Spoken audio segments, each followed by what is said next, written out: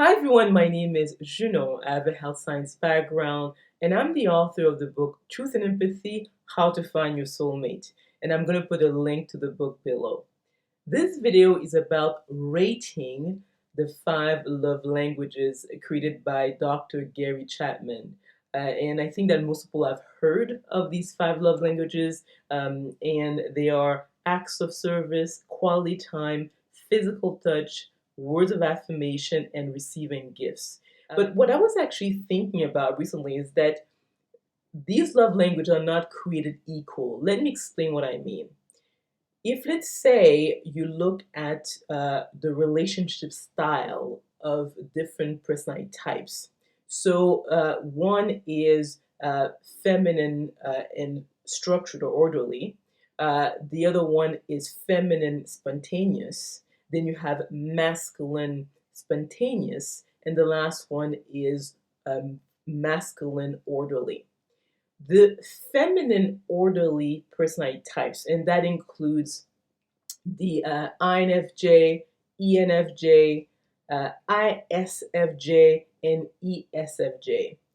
These personality types are, in a sense, naturally gifted when it comes to close romantic relations, just relationship in general. So they, in other words, the feminine orderly type tend to be more organized. Obviously, they are more attentive. They have a long attention span. They tend to invest more energy, time in their relationships. They're naturally exclusive, so you don't have to worry about, oh, is this person cheating on me? They tend to be very affectionate, so they naturally do what a person would consider a really good mate.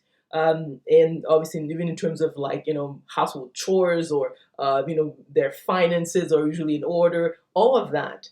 So if you look at their top 3 love languages, and you can understand why these personality types tend to do better in their romantic relations specifically. So their first love language they prefer is acts of service. And why is that? If a person is the orderly type, they like someone who's useful. So in other words, you want someone who's going to be there when you need them, someone who's reliable, reachable, and we all kind of know that. I think that if you say I have a mate or someone in my life who's not there when I need them, you know the person doesn't count you as one of their top priorities. And I think that when people hear acts of service, they usually think about, oh, well, someone just gave me a cup of coffee, so something of the sort. But when you actually look at it in real life, it has to do with someone who is very much reliable, reachable, and hardworking. The person is going to be there in times of need. So if you look at, again, the feminine orderly type, they usually do that naturally. Second is quality time. Time is our most precious commodity. You can, get more money. You can maybe get, a new car. You can, even in terms of, like, increase your knowledge base. I mean, there's so many things you can do. But when time is gone forever.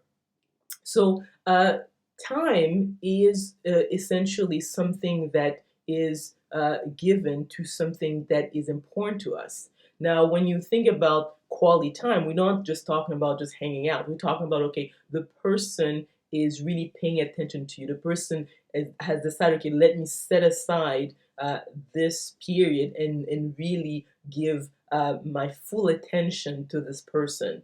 And that's why when you look at many relations that go belly up, the person said, well, you know what, the person ignored me. We all know that if someone is not paying attention to us, we're not important to them.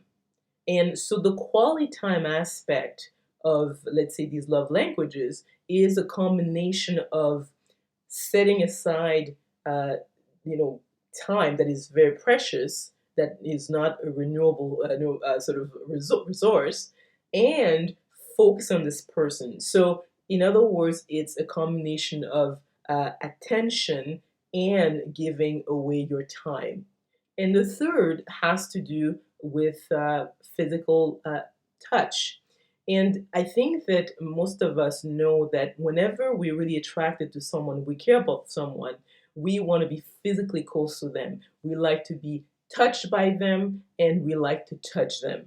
So if, let's say, you're in a relationship and the person doesn't feel that urge to be physically close to you, you know intuitively that they're not into you.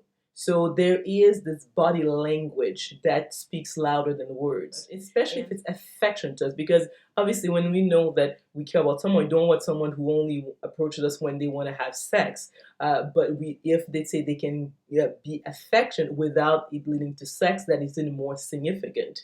So if you look at the feminine orderly personality types, their top three languages are and again, one would be acts of service, second would be quality time, and third would be physical touch, specifically affectionate touch. And why, let's say, if you look at the last two love languages, they say words of affirmation, and the last one would be gifts, are not as, let's say, significant or as powerful of love languages as the other three, is because I think we've all been in a relationship where the person kept on saying that they love us, but they were not there when we needed them. A person would say, "Oh, you're important to me," but they don't give us time or their attention. Or I think also the other one that actually can be insulting practically is that if the person is not there when we need them the most, if they don't give us their time, their attention, they're not physically affectionate with us, and if the person gives us a present, this is for our birthday, we feel insulted because we think to yourself, wait a minute, this gift does not represent how much you love me because you did not do all the other top three love languages. And what's interesting is that if you look again at the feminine orderly personality types, they automatically do that. So their relationship style indicates their love languages. But I think that if you look at the who is the most, let's say, competent when it comes to close relationships, especially romantic relationships, the feminine orderly types usually are way better at it. So I trust that this information was interesting, informative. If you enjoyed it, please click on the like button, subscribe to my channel, and we will talk soon.